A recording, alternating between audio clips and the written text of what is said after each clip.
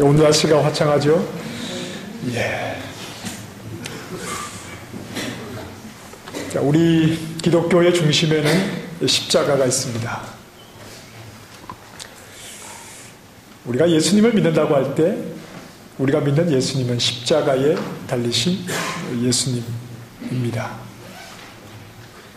십자가가 없다면 예수님이 아니시죠. 우리 신앙의 중심에 십자가가 있는데, 그래서 우리는 늘 십자가를 바라보는데, 그 십자가를 통해서 우리는 무엇을 생각해야 할까요? 십자가는 우리에게 감동을 주는 것이기도 합니다. 그렇죠? 좀 오래전 일입니다만, 제가 과거에 부교육자로 있던 교회에 연세가 많이 드신 권사님이 한 분 계셨습니다. 이분은 기도를 하면 늘 우세요.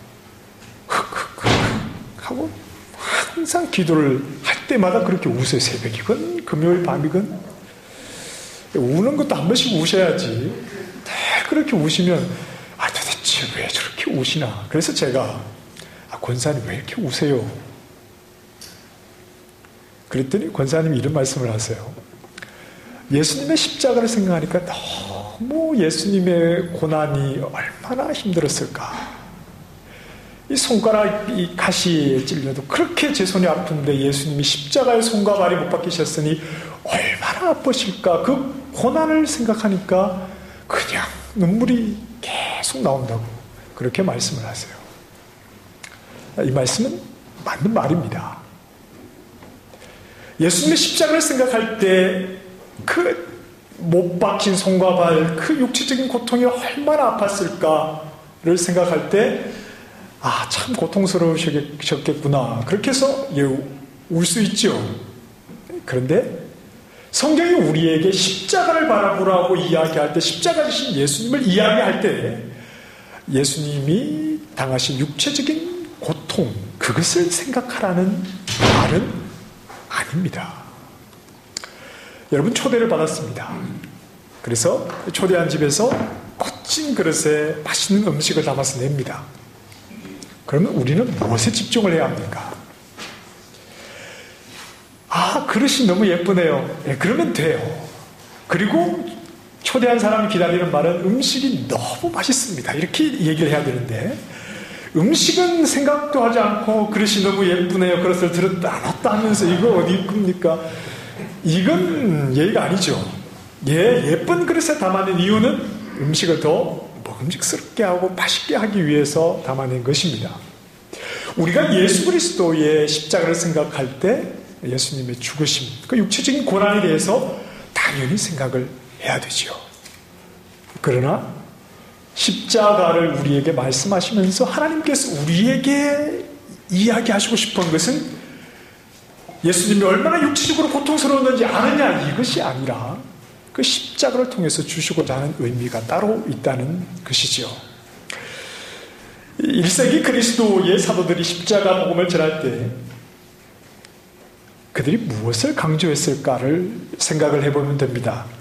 사도행전 9장에 보면 이 사람은 내 이름을 이방인과 임금들과 이스라엘 자손들에게 전하기 위해서 택한 나의 그릇이다. 이렇게 이야기한 사람이 있었습니다. 누굽니까?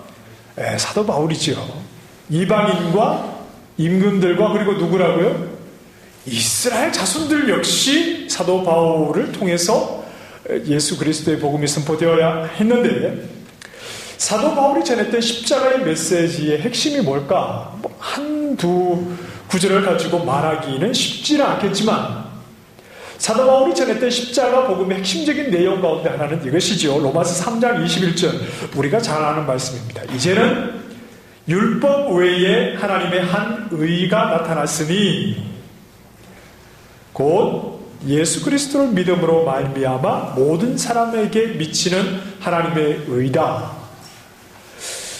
사도 바울이 예수 그리스도의 이름과 그 복음을 선포하면서 그가 선포했던 핵심적인 그 내용이 뭐냐? 그동안은 우리가 의를 얻는 방법이 율법이었다는 겁니다. 자, 율법이라는 것이 중요하기 때문에 몇 차례 강조를 했습니다. 율법이라는 게 뭡니까? 율법을 통해서 의를 얻는다는 게 뭐였죠? 내가 어떻게 하느냐에 달렸다는 겁니다. 내가 원인이 되어야 결과가 온다는 말입니다. 의라고 하는 결과는 내가 원인을 제공했을 때 나에게 온다는 거지요. 내 능력에 달렸다는 거지요. 내가 어떻게 하느냐에 따라서 내가 의를 얻느냐 못 얻느냐, 구원을 받느냐 못 받느냐, 그것이 나 하기에 달렸다. 이것이 율법 앞에 있던 우리의 모습이었다는 겁니다. 그러나 그것으로 됩니까? 안 됩니까?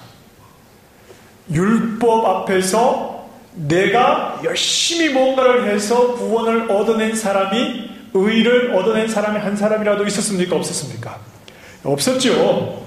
그래가지고는 안 된다는 겁니다. 그런 방법으로는, 율법의 방법으로는 누구도 의를 얻을 수 없다. 그래서 율법 외에 십자가를, 우리 죄값을 대신 치르신 예수님, 의를 우리에게 값없이 주시고 우리 죄를 짊어지고 가신 예수님을 믿음으로, 예수님이 우리에게 값없이 주시는, 공짜로 주시는 의를 갖게 될 때야 우리는 의를 가질 수가 있다. 이것이 십자가를 통해서 우리에게 주시는 메시지다 라고 사도 바울이 그렇게 얘기를 했습니다. 뭘 말하는 겁니까? 인간들은 아무리 용을 써도 안 된다는 거죠. 아무리 너희가 애를 써봐도 너희의 힘으로는 안 된다는 겁니다. 너희 힘으로 구원을 얻으려고 해도 불가능하다는 거죠. 오직 예수 그리스도가 그분의 의를 값없이 우리에게 주는 것 외에는 우리의 힘과 우리의 방법으로는 의를 얻을 수가 없다. 의에 이를 수가 없다. 그래서 예수님이 십자가의 나무의 죄인의 저주를 대신 받으신 것이다. 이 사도 바울이 십자가를 통해서 우리에게 전하고자 하는 메시지의 내용입니다. 여러분, 오늘 새벽에 축구 보셨습니까? 네, 축구 보신 분들은 좀 졸음이 오시겠죠. 그래서 마틴 로이드 존스가 이렇게 이야기를 해요. 십자가는 인류의 불충분성에 대한 선언이다. 십자가가 뭐냐? 아, 예수님 얼마나 고통스러우셨을까? 예, 그 말도 맞죠. 그러나 그것이 아니라 너희의 방법, 너희 힘으로는 의에 이를 수가 없다. 충분하지 못하다. 십자가는 인류의 불충분성에 대한 선언이다. 이것이 십자가의 의미라는 말입니다. 십자가가 서 있습니다.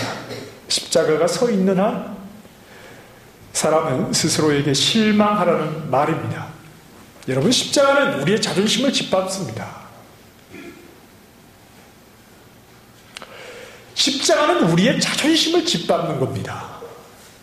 십자가 앞에서 자존심을 내세울 만한 인생이 없다는 말이죠. 여러분, 동의하실 수 있습니까?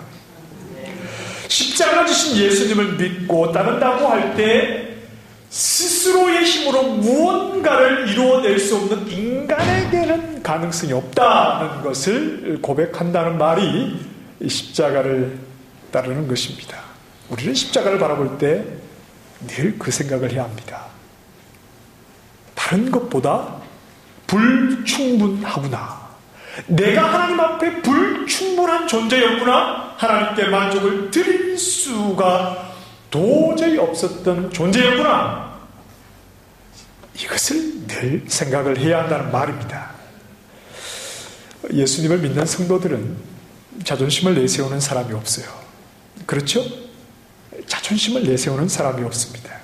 오직 값없이 주시는 불충분한 나의 모습을 고백하면서 그럼에도 불구하고 예수님이 십자가를 달리셔서 나를 의롭다 해주시는 그 값없이 주시는 은혜, 그것밖에는 할 말이 없죠. 그렇죠? 은혜, 처음부터 끝까지 우리는 은혜 외에는 할 수 있는 말이 없습니다. 우리가 믿는 십자가의 신앙은 이런 것입니다. 나의 가능성 없음을 고백하고 예수께서 십자가로 대신 이루신 그 은혜만을 바라보겠습니다. 이것이 십자가를 중심에 놓고 예수님을 바라보는 우리의 신앙입니다. 자, 우리가 신앙생활을 하면서 많이 듣는 말 가운데 하나는 예수님처럼 살아야 합니다. 이런 말입니다. 예수님처럼 살아야 합니다. 여러분 많이 들으셨죠? 저도 몇 차례 말했던 것 같습니다. 예수님처럼 살아야 합니다. 여러분 한 주간 예수님처럼 사셨습니까? 어떠십니까? 예수님처럼 사신 분은 한번 빵긋 웃어보시기 바랍니다. 이렇게 우울하실 수가. 예수님처럼 살아야 합니다. 이 말이 얼마나 우리를 좌절하게 만드는 말인지 모릅니다. 얼마나 나 자신에 대해 실망하게 만드는 말인지 모릅니다. 예수님처럼 살아야 합니다. 그런데 내 삶은 전혀 예수님처럼 살아가고 있지 않거든요. 간혹 내가 예수님을 믿는 사람인가? 저 인간이, 죄송합니다, 남편과 아내를 바라보면서 속으로 저 인간이 도대체 신앙이나 있는 사람인가? 이런 생각이 들 때가 많을 경우가 있습니다. 우리를 절망에 빠뜨리는 말, 예수님처럼 살아야 합니다.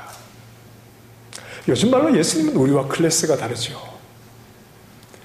예수님은 우리와 차원이 다른 분입니다. 예수님은 전혀 죄가 없으시고 의가 있으신 분이지만 우리는 전혀 의가 없고 죄로 가득했던 사람들입니다. 예수님께서 우리의 신분을 바꿔주셨습니다. 우리의 죄를 다 가져가시고 우리를 죄인이라 하지 아니하시고 의롭다, 의인이다 우리의 신분을 바꾸어 주셨음에도 불구하고 우리 속에는 죄의 습성이, 옛 습성이 남아있어서 여전히 의인이라는 신분을 가졌음에도 죄인처럼 살아가고 있는 참 답이 나오지 않는 인생이죠. 우리가 어떻게 예수님처럼 삽니까? 성령 충만을 받지 못해서 그렇다, 이렇게 말씀하실 수도 있겠습니다. 성령 충만 받으면 우리가 예수님처럼 살게 되는 것입니까? 예루살렘 교회는 성령으로 충만한 교회였지요. 그러나 그 교회 역시 갈등의 문제가 있었고 성령으로 충만했던 사도들 역시 사도 바울도 그러하고 베드로도 그러하고 그들에게도 연약함이 드러납니다. 초대에 세워진 그 교회들, 고린도 교회 같은 교회는 우리 교회보다 못해요. 다 성령 충만한 사람들입니다. 그러나 그들에게도 여전히 문제와 부족함과 그런 곤란한 어려움들이 그들에게 있었다는 말입니다. 성령 안에 살면서도 허점은 언제든지 나타날 수가 있죠. 우리는 예수님처럼 살아내지 못합니다. 그러나 우리는 예수님처럼 살아야 합니다. 우리는 예수님처럼 살아내지 못합니다. 그러나 우리는 예수님처럼 살아야 합니다. 자기 만족과 성취감을 얻기 위해서 그렇게 살라는 것이 아니라 여러분 충분히 그렇게 하실 수 있습니다. 그러니까 한번 도전해 보십시오. 그런 말이 아니라 십자가 앞에서 불충분하다는 것을 알기 때문입니다. 우리는 예수님처럼 살아내지 못합니다. 그러나 예수님처럼 살아야 합니다. 십자가 앞에서 나라고 하는 존재가 얼마나 하나님 보시기에 불충분한 존재인가 하는 것을 알기 때문에 그렇지요. 내가 내 힘과 내 욕심으로 만들어내는 삶은 하나님 앞에서 아무 가치가 없다는 것을 알기 때문입니다. 내가 생각하고 내가 만들어내는 삶은 하나님 보시기에 아무것도 아니기 때문에 우리는 어떤 삶을 살아야 합니까? 나를 버리고 예수님처럼 살아야 한다는 말입니다. 내가 예수님처럼 살 수 있기 때문에 내가 한번 이를 악물고 두 손을 불끈 두 주먹을 쥐면 예수님처럼 살 수 있기 때문에 예수님처럼 사는 것이 아니라 이건 불가능하지만 그러나 예수님 외에 어떤 인생의 삶도 하나님께서 그래 그 정도면 돼 이렇게 말씀하시지 않기 때문에 우리에게는 살아가는 유일한 방법이 예수님처럼 살아가는 것 외에는 없다는 말입니다. 나의 전부를 예수님께 동의하라는 말이죠. 내가 살아가려고 하는 나의 방식을 버리고 나의 전부를 내 삶 자체를 예수님께 동의하라는 말입니다. 나를 부인하라는 말입니다. 나의 삶 자체를 버리라는 말입니다. 나를 포기하라는 말입니다. 대신에 예수님만 고백하라는 말이요. 그래서 안 되지만 예수님처럼 살아낼 수 없지만 그러나 나에게 다른 살아갈 수 있는 방법이 없기 때문에 그럼에도 불구하고 예수님을 살아내는 것 실패와 좌절과 넘어짐이 있어도 그 길 외에는 다른 길이 없는 줄 알아. 그 길을 가는 것 이것이 바로 우리 그리스도인들의 길이지요. 해보자. 이런 의지가 아니라 나를 포기하겠다는 의지입니다. 할 수 있겠구나. 이것이 아니라 나를 포기하겠다는 의지. 그 의지가 우리를 예수님처럼 살아가게 하는 것이죠. 지식은 우리에게 의지를 만들어냅니다. 십자가를 아는 지식은 십자가 앞에서 나의 불충분성을 아는 지식은 우리에게 자기 포기의 의지를 만들어내죠. 여러분 봉지커피 좋아하시죠? 봉다리 커피. 식사하시고 한 잔씩 마시면 간편하고 뭐 달짝지근한 게 한 잔쯤은 몸에 좋겠거니 하고 이렇게 매일 한 잔씩 이 봉지커피를 마셨는데 알고 보니까 그게 당뇨병의 주범이다. 의학적으로 검증이 된 건 아닙니다. 안심하고 드시면 됩니다. 예를 들어서 말입니다. 그 달짝지근한 게 알고 봤더니 꾸준히 마셨더니 그게 당뇨병의 하나의 원인이었다. 이렇게 어떤 의학 박사가 TV에 나와서 얘기를 했다면 여러분 어떻게 하시겠습니까? 아, 이게 커피가 몸에 좋은 줄 알았더니 이게 아니었구나 라는 것을 알았다면 이놈의 커피 그만 마셔야 되겠다 하고 던지지 않겠습니까? 지식은 의지를 만들어내죠. 십자가가 인간의 불충분성을 말하고 있다는 것을 깨달은 지식은 우리에게 드러나야 할 것은 나 자신이 아니구나. 예수님 뿐이구나. 예수님을 보이는 것 뿐이구나 하고 나를 포기하고자 하는 의지를 내 방식으로 살아가는 삶을 포기하고자 하는 그런 의지를 갖게 하는 것입니다. 내가 그리스도와 함께 십자가에 못 박혔나니 죽었죠. 내가 그리스도와 함께 십자가에 못 박혔나니 죽었습니다. 그런즉 이제는 내가 사는 것이 아닙니다. 내 안에 그리스도께서 사시는 것이라. 불충분한 나의 삶을 다 쓰레기통에 집어던지고 예수 그리스도 그분이 나에게 주신 값없이 주신 그 의인다운 예수님이 보이신 삶을 끊임없이 쫓아가는 것, 이것이 우리가 십자가를 바라보며 살아가는 우리의 삶이어야 합니다. 자, 예수님은 3년간의 공생의 사역을 무엇으로 마치십니까?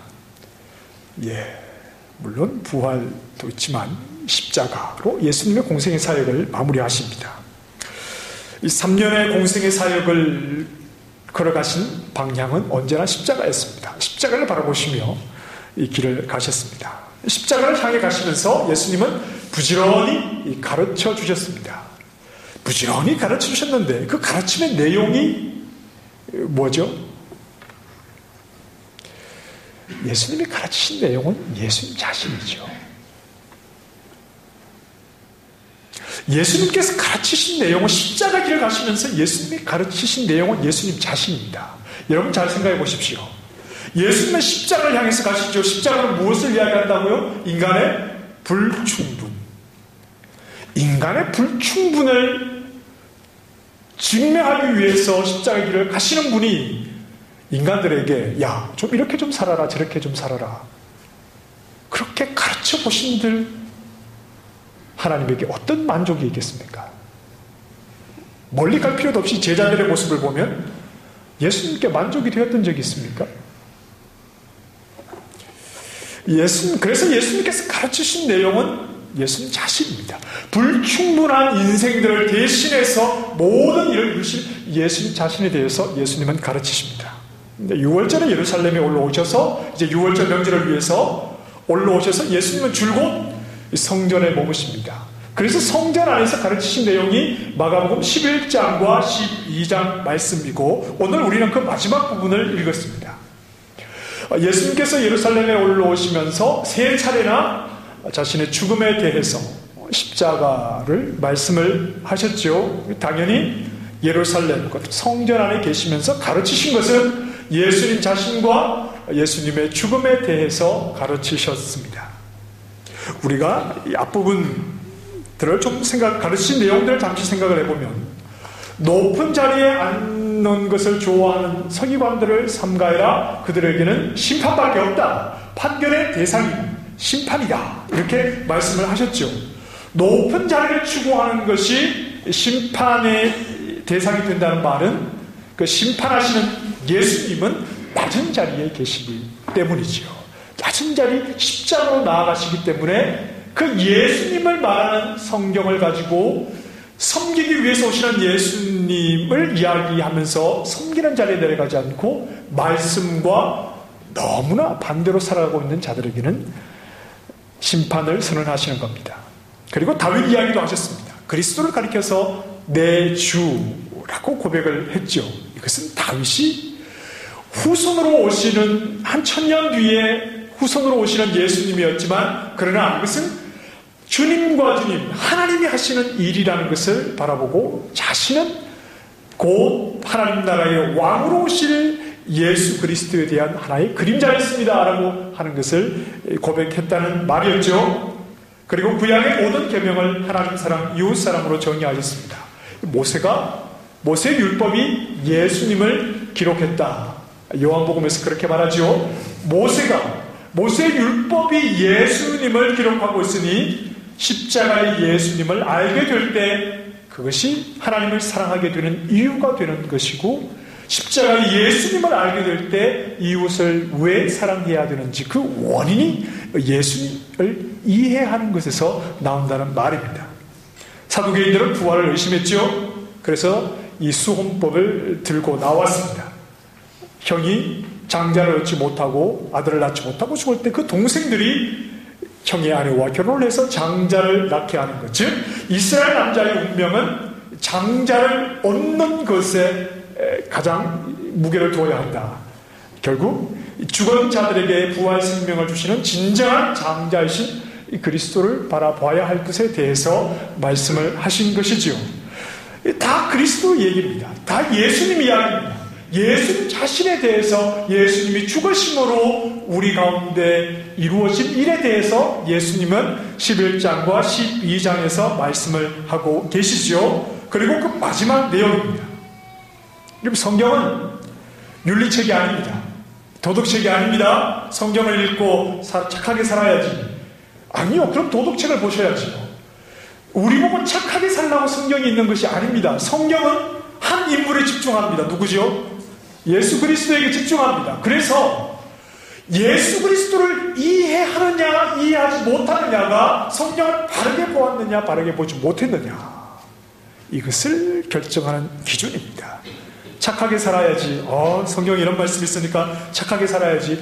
그렇지 않습니다. 그것을 우리에게 이야기하려고 하는 것이 아니라 예수 그리스도께서 하나님 앞에 불충분한 인생들을 위해서 어떤 일들을 하나님의 성실한 가운데 이루셨는가 이것을 이해하는 것이 성경을 보는 독자의 눈이어야 한다는 것입니다. 오늘 본문을 끝나면 이제 13장 1절을 보시면 이제 성전에서 가르치기를 다 하시고 성전을 나아가시지요. 그 성전을 나아가셔서 어디에 계시냐 하면 이 감람산에 올라가셔서 성전을 마주보고 저 성전은 무너진다, 이런 말씀을 하십니다. 오늘 본문이 성전에서 가르치신 마지막 내용이라는 말입니다. 오늘 본문은 예수님이 성전에서 마지막으로 가르치신 내용입니다. 결국 11장과 12장에서 예수님과 예수님의 죽음에 대해서 가르치셨다면 오늘 마지막 가르침은 총정리입니다. 예수님이 예수님 자신에 대해서 가르치신 내용에 마지막으로 총정리를 해서 제자들에게 가르쳐 주시려고 하는 겁니다. 오늘 본문은 이 헌금에 관한 내용입니다. 헌금을 많이 해라, 이런 내용은 아닌 것 같습니다. 저도 오늘 본문을 유심히 보면서 이 헌금을 좀 많이 하라, 이런 말씀이 없을까 해서 좀 헌금 많이 하십시오, 성경이 그렇게 말하지 않습니까? 이렇게 말하고 싶었는데 오늘 성경을 보니까 헌금을 많이 해라, 이런 의미가 1차적인 의미는 아닙니다. 안심하지 마십시오. 아직 끝나지 않았으니까 끝까지 잘 들어보십시오. 사실 헌금을 많이 해라, 이렇게 말하는 것은 오늘 본문과는 잘 연결이 되지 않습니다. 왜냐하면 예수님이 주목한 사람은 헌금을 많이 했던 부자가 아니라 조금 했던 한 과부였기 때문입니다. 이걸 가지고 헌금 많이 하십시오, 이렇게 말할 수는 없겠죠. 41절 말씀을 보십시다. 자, 예수님께서 헌금함 맞은편에 앉으셨습니다. 사람들이 어떻게 헌금함에 넣는가를 예수님은 보고 계시죠. 이 성전의 헌금함은 이 성소 바깥 입구와 인접한 여인의 뜰이라고 하는 곳이 있는데 그곳에 13개의 헌금함이 쭉 있습니다. 그 입구는, 동전을 넣는 입구는 나팔 모양으로 이렇게 되어 있습니다. 그래서 각양 그 목적에 따라서 13개의 항목이 적혀있는 헌금함이 쭉 있는데 성전에 와서 예배를 드린 사람이 그곳을 지나가면서 헌금을 하는 겁니다. 자, 그런데 부자들은 돈이 많으니까 동전을 많이 가지고 나와서 그 각각 헌금함에 동전을 넣는데 이 나팔 모양으로 나온 통에다가 동전을 집어넣으면 주르륵 주르륵 하고 동전 떨어지는 소리가 나는 겁니다. 이 여인의 뜰은 이 골방 같은 곳이 아니라 개방되어 있는 곳입니다. 그래서 그곳에 사람들이 많이 있는데 사람들이 보면서 헌금하는 사람이 주르륵 주르륵 하고 부자들이 동전을 거기다 부어넣으면 이 사람 참 헌금을 많이 하는구나, 충분히 알 수 있었겠지요. 그러다 보니 당연히 부자들은 동전을 많이 넣으면서 사람들에게 자기 자신을 좀 과시하는 그런 경향이 없지 않아 있었습니다. 그러나 이와 달리 가난한 한 과부는 상대적으로 소리도 나지 않는 그런 2렙돈을 집어넣고 그 자리를 떠나고 말았습니다. 과부라고 하는 것은 가난한 자의 대명사입니다. 고아와 과부라고 했을 때 자체가 가난한 사람입니다. 그런데 오늘 말씀을 보십시오. 오늘 성경을 보면 3차례나 3번이나 가난한 과부, 가난한 과부, 가난한 과부를 이야기합니다. 가난하다는 말을 쓸 필요가 없습니다. 그러나 가난하다는 말을 계속해서 강조하면서 부자들과는 상대적으로 비교도 안 되는 지극히 적은 것을 소리도 나지 않게 넣고 떠나버리는 그 과부에게 예수님이 집중하고 계시죠. 41절 말씀입니다. 여러 부자는 많이 넣는데 라고 말씀합니다. 부자는 헌금을 많이 했습니다. 그런데 예수님은 이렇게 보십니다. 43절 말씀, 이 가난한 과부는 헌금함에 넣는 모든 사람보다 많이 넣었다. 헌금함에 부자들이 많이 넣었죠. 그러나 예수님은 헌금함에 넣는 모든 사람보다 더 많이 넣었다. 무엇을 말씀하십니까? 많다는 기준을 뒤집어 버리시죠.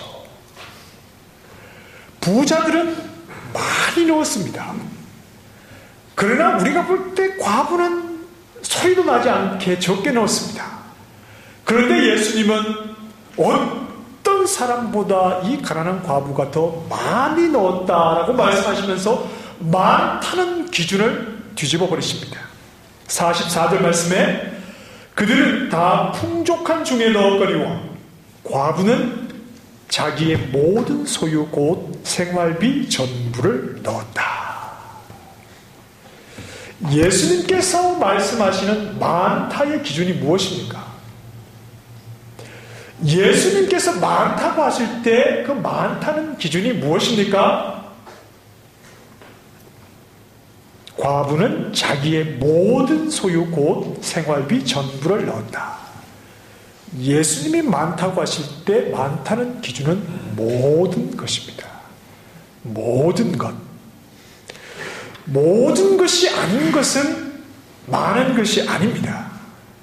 사람들은 많다라고 생각을 하더라도 모든 것이 아닐 때 그것은 많은 것이 아닙니다.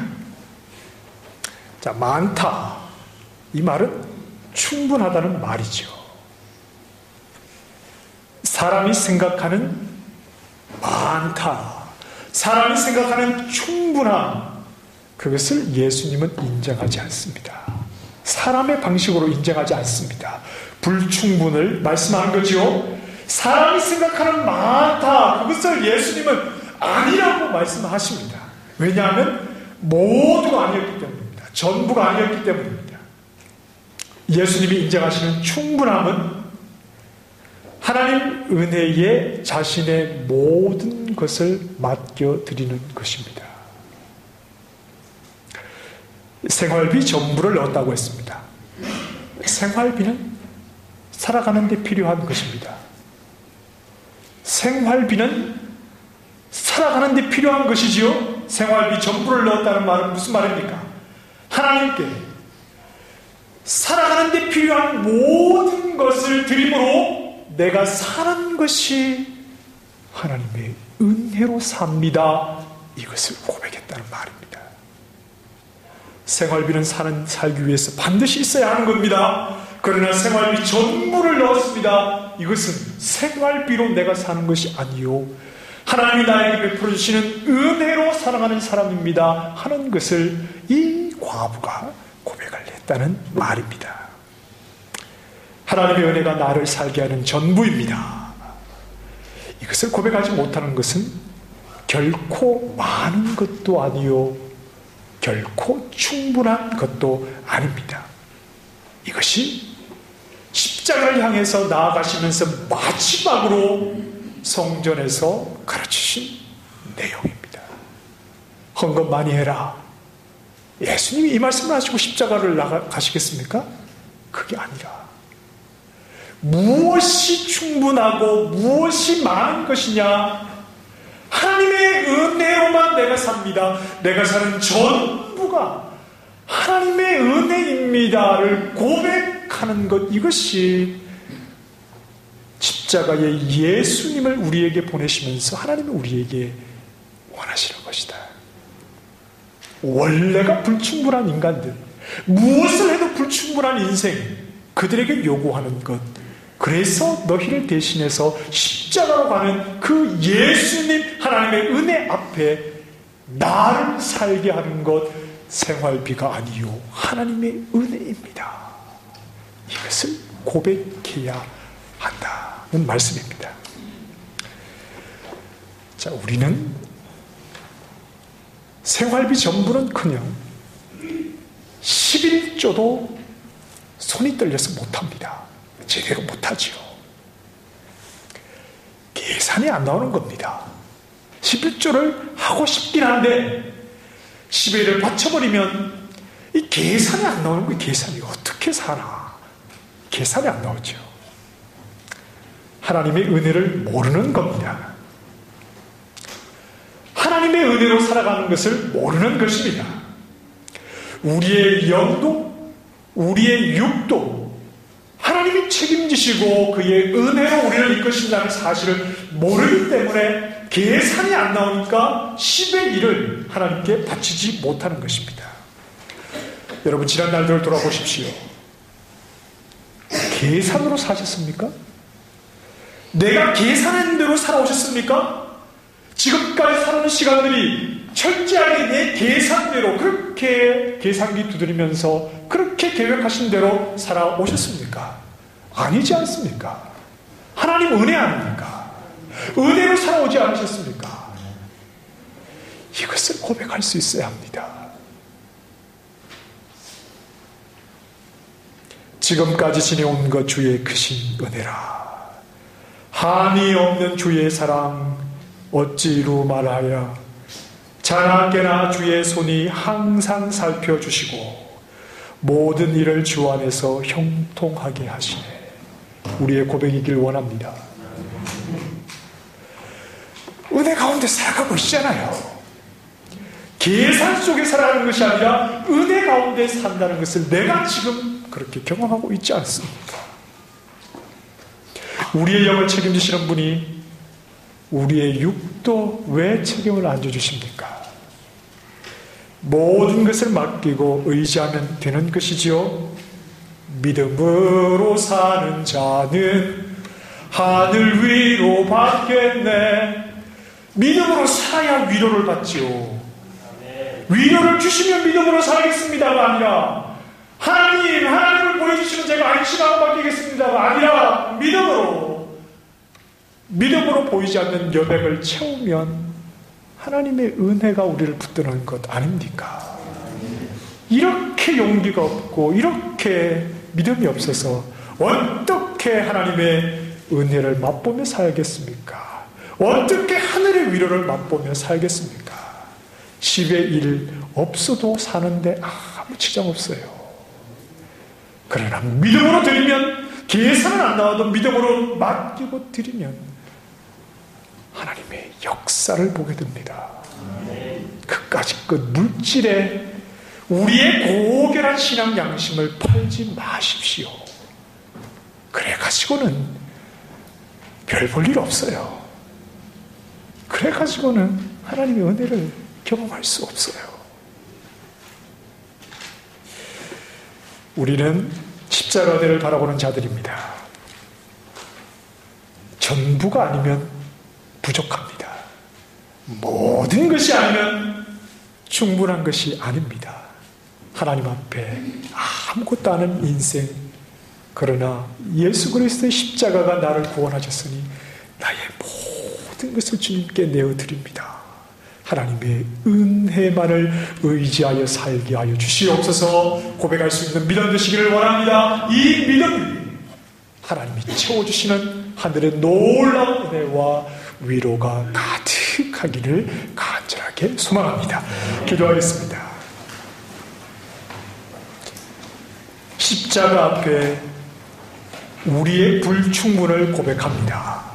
그래서 예수님이 십자가 길로 가시면서 모든 것이 하나님의 은혜라는 것을 고백하라 말씀하실 때, 아멘, 그렇습니다. 제가 살아가는 모든 것이 영도 육도 다 하나님의 은혜입니다. 고백하는 믿음 더하여 주시옵소서. 물질 아까워하지 않고 나를 위해 자신을 내어주신 주님께 10의 1 드리기를 주저하지 않고 믿음으로 내어드려 영도 육도 풍성하게 채우시는 하나님의 놀라운 은혜 안에서 행복한 믿음의 길을 걷게 하여 주시옵소서. 예수님 이름으로 기도합니다. 아멘.